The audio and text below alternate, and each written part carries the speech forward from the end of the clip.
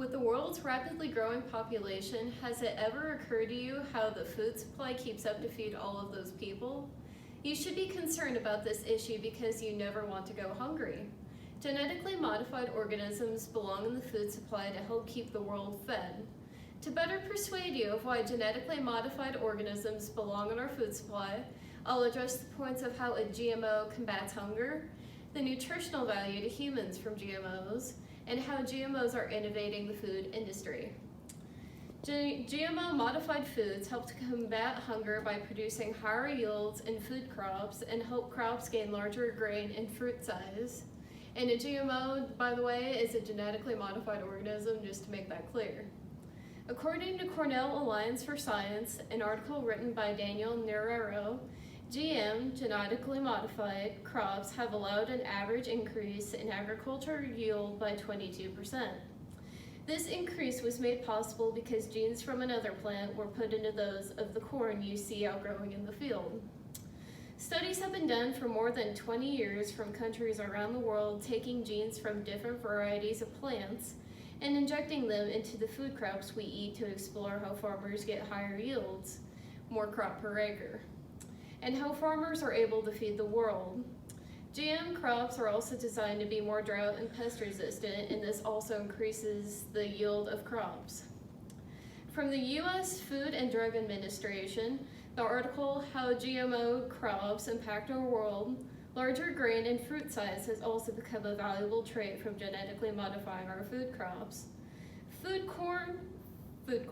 corn has larger kernel and ear size thanks to genetic engineering, and soybean pods are bigger and hold more per pod on an acre. As well, there have been studies on engineering and growing a larger papaya.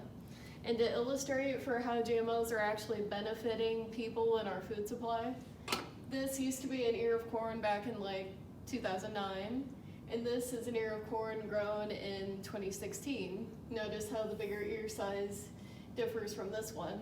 We're feeding more people. Now that we know how GMOs help fight hunger, I will talk about the nutritional value of a modified food.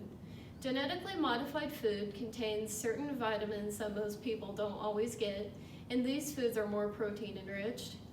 Foodinsight.org talks about golden rice. This food crop has been genetically engineered to have an enhanced amount of provitamin A, which is a very necessary and not always common nutrient, especially in third world countries like the Philippines.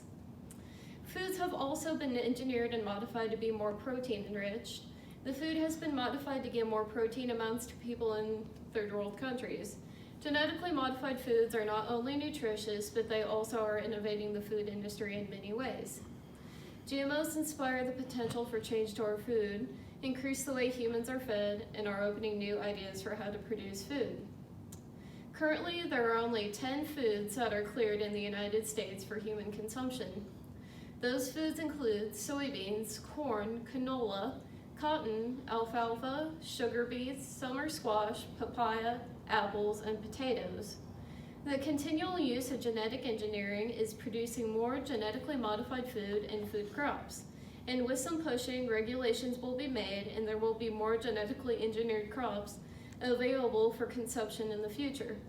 The hope is to make every food we eat modified to produce more and be more efficient, says the website Food Modified Food from the Smithsonian Magazine. And to illustrate how our food is changing, the common potato, it's been around for centuries, and they have made it to where certain potato varieties can feed a whole family for about a year just from one row. One row meaning about like 10 plants. Through modification in specific genes, genetically modified food crops are more drought and pest resistant, and that helps the crop to produce more. Crops are engineered for shorter seasons and people are fed more quickly too.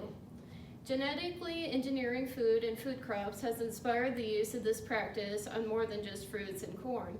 Other food will go through the processes and hopefully be cleared in the future, says an article from the Federation of American Scientists titled Agriculture Biosecurity.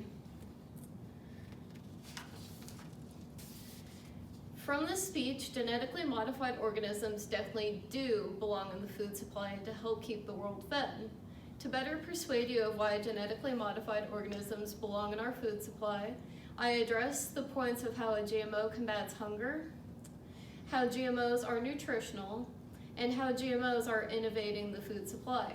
I strongly urge you to be for the idea of GMOs belonging to our food supply, because everyone wants to be able to eat, and the food security is vital to humanity for our survival. Thank you.